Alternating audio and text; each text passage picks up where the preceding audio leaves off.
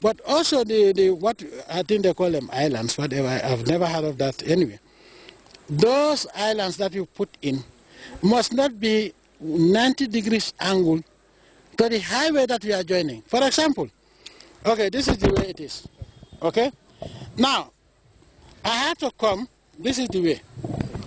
Now, this vehicle is going this way, and only 2 lanes.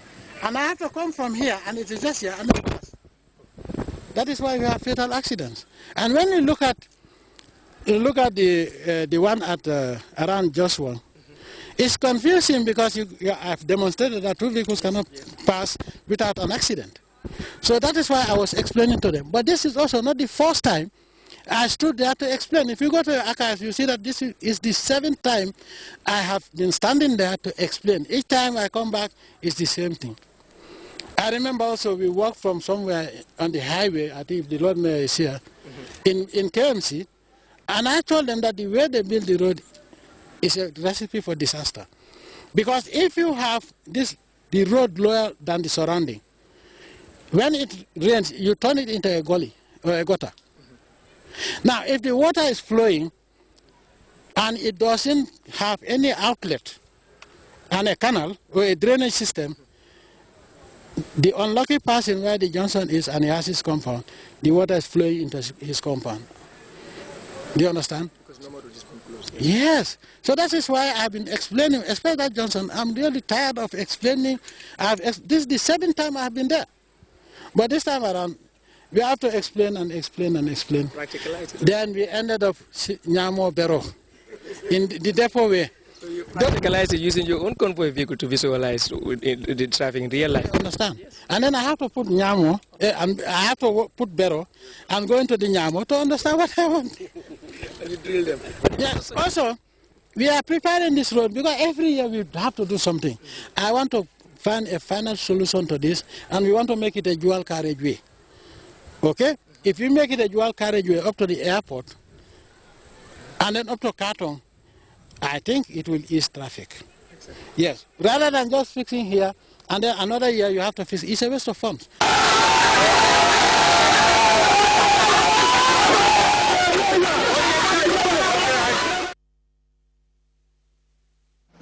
President Jammeh there speaking to Grts's Abdinjai on the state of roadworks at Sting Corner and the Battle Harding Highway.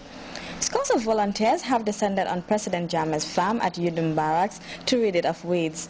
The volunteers, mainly drawn from the Majago Pelham Society, Gambia chapter, completed work on the 6-hectare groundnut and maize farm. Buba Sise reports. Volunteers from across Kombo South, namely Batokunku, Tanje, Sanyang, Tujereng and Gunjur, recently descended on the President's farm in Batokunku village in the Kombo South district for weeding and planting exercise. These people did not just stop at weeding the cornfield within the farm, but went the extra mile to transplant 1,000 palm trees as well as plowed a vast area of land for the cultivation of groundnut here on the President's farm in Batokunku. The National Youth Mobilizer, Perminte, reaffirms the support of his fellow youths towards the President's call to go back to the land. He, however, urged the youth in the country to take up farming very serious, noting that agriculture is a means of continuous existence and it is a self-employed venture in the path towards socio-economic advancement of the country. The students and the staff of Batokunku Community Nursing Center were not left behind, as this is their 2nd time of rendering assistance to workers at the President's farm. They joined in this weeding, demonstrating their resolve to respond to the President's clarion call for Gambians to go back to the land. The director of the center, Momodu Gassama, and a student representative, Binta Cham, both expressed delight to be associated with the work on the President's farm, describing it as laudable. Aidan Dur, Councillor for Sanya Ward, Pa Bojan of Kanilai Group International, Karamo M. Bojan, the representative of the village alcalde of Tujereng, and Ajay Jane, the former chief of Kombo South, all thank the people for their commitment, assuring the Gambian leader of their unflinching support at all times. These people have henceforth committed themselves to working on the President's farm, both in Batokunku and elsewhere, within the country with total commitment to supporting and promoting the ideals and the call of His Excellency, the President, Sheikh Professor Alhaji Dr. Yaya AJJ Jammeh. Buba Sise, GRTS. We'll now go for our first break. We'll be back with news from outside the Gambia. Stay tuned.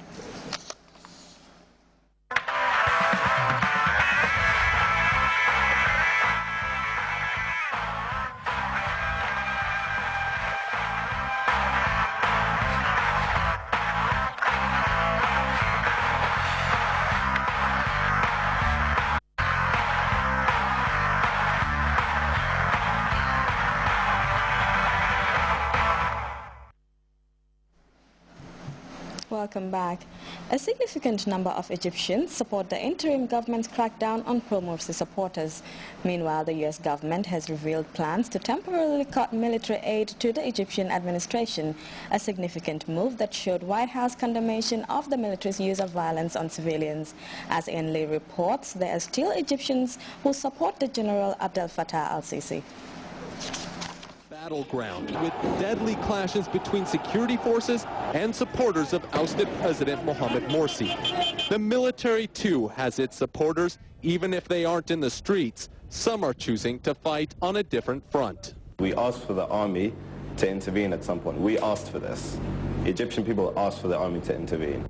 Timmy Mawafi is the co-founder of Cairo Scene, a lifestyle website with a political edge. Support for the military regime's crackdown on pro-Morsi protesters isn't hard to find in this newsroom and on their website. Here, it's seen as unfortunate but necessary. It's devastating to think the numbers which have died on either side. But there were armed people on the street. This will not be acceptable in any other country. Egypt is a country divided as the death toll continues to rise. On one side, you have the military and interim government saying they draw legitimacy from the people, pointing to the millions of protesters who turned out on June 30th demanding Morsi's ouster. On the other side, the Muslim Brotherhood and their allies claim legitimacy from winning previous elections. Both sides see the fate of the country at stake. But the crisis now has some looking for a third option. Well, personally, I am not with the military, but I am also definitely against the Brotherhood. I do think that we are finishing the revolution. Unfortunately, right now, there's going to be a lot of ugly days to come before we get to that period where we have normalcy in this country. Despite the large uprising against Morsi, many believe there has to be reconciliation. I do think, and it's very important, that the Muslim Brotherhood should not be excluded. It should not be driven underground. There needs to be some inclusion. But with both sides locked in battle, a political solution seems all but impossible. Ian Lee, CNN, Cairo. He is one of the world's heaviest men, weighing 610 kilograms, that is more than 1,300 pounds. And now Khalid bin Masin is getting help from the King of Saudi Arabia. CNN senior medical correspondent Elizabeth Cohen reports.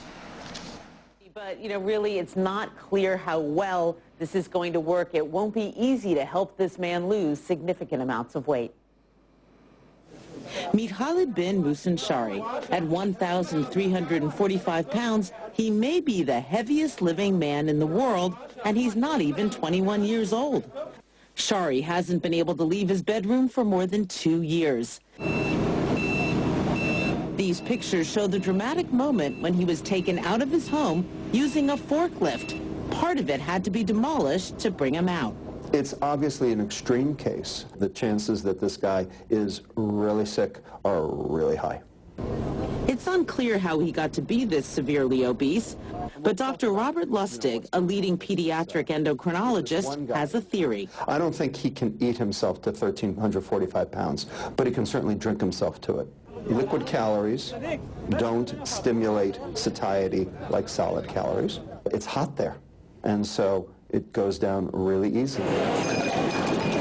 Liquids don't fill you up the way food does, so perhaps he never felt satisfied. Saudi Arabia's King Abdullah is paying for a military plane to transport Shari to Riyadh to undergo medical treatment. Step one, says Lustig, a restrictive diet, not weight loss surgery. You can't do surgery on them now. It's too dangerous. I mean, you basically would have to keep them in the hospital for years on a restricted calorie diet. At some point, it will become safe to do a bariatric procedure. According to the Guinness Book of World Records, the heaviest living man in the world has been